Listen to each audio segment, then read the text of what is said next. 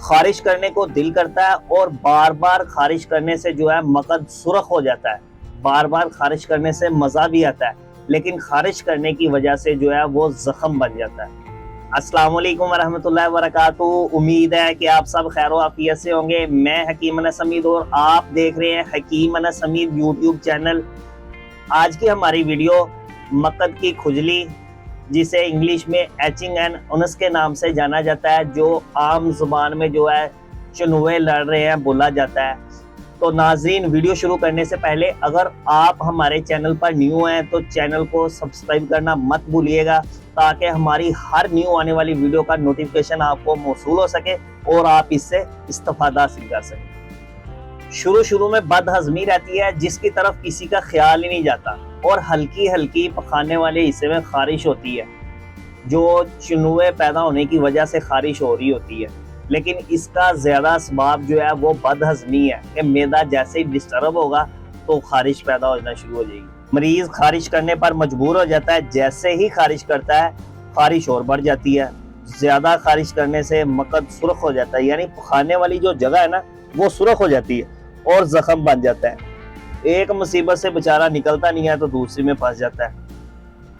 اچھا، ایک بات یاد رکھیں، جس شخص کو چنوے ہو نا، اسے ہر وقت بواسیر کے لیے تیار رہنا چاہیے، کیونکہ کسی وقت بھی اسے بواسیر کی شکایت ہو سکتی ہے۔ اچھا، یہ جو مرض ہے نا، یہ زیادہ تر بچوں میں پایا جاتا ہے۔ ہمارے معاشرے میں اس بیماری کو بڑا ہی عجیب سمجھا جاتا ہے، کیونکہ بار بار خارش ہوتی ہے نا، تو خارش کرنے والا جو شخص ہے وہ اپنے آپ کو بڑا جو ہے نا عجیب سا فیل محسوس کرتا ہے۔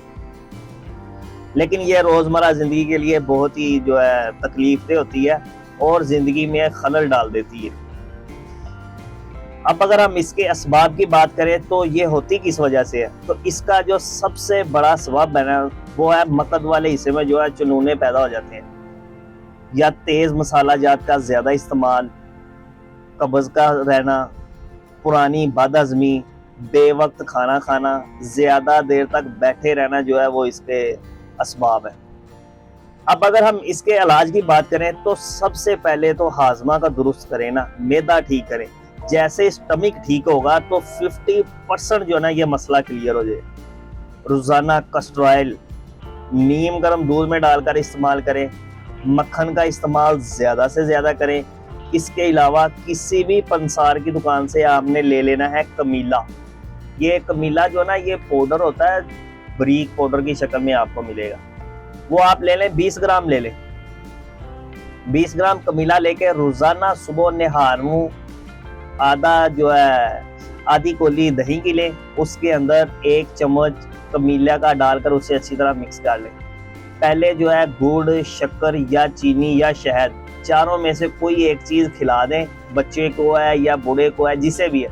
کھلانے کے 15-20 منٹ بعد وہ کمیلے والی جو دہی ہے وہ پلا دینی۔ انشاءاللہ تعالیٰ 3 سے 4 دن صبح نہار منہ استعمال کرنے سے جو ہے مقد کی خارش، چنونے وغیرہ پڑ رہے ہیں وہ ٹھیک ہونا شروع ہو جائے گی۔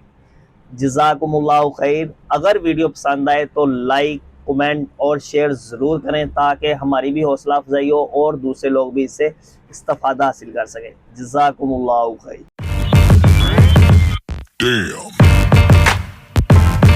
Damn.